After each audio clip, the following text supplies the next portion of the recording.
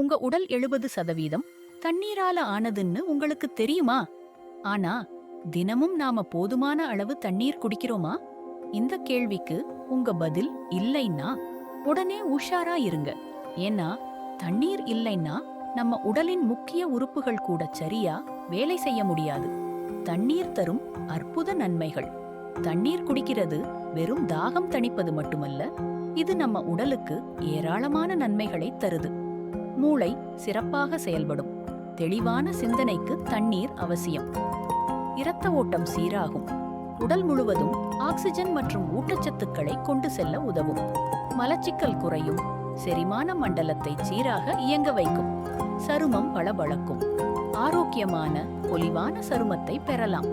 மூட்டுகள் மென்மையாகும். மூட்டுகளின் உராய்வை தவிர்த்து சீரான இயக்கத்திற்கு உதவும்.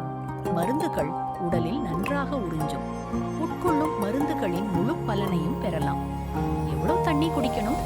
வெயில் காலத்துல அதிகம் வியர்க்கிறதால நம்ம உடம்புல நீர்ச்சத்து அதிகமா குறையும். அதனால தினமும் குறைந்தது 8 முதல் 10 டம்ளர் தண்ணி குடிக்கணும்.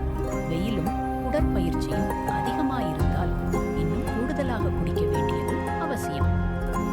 தண்ணீர் பற்றாக்குறையின் ஆபத்துகள்.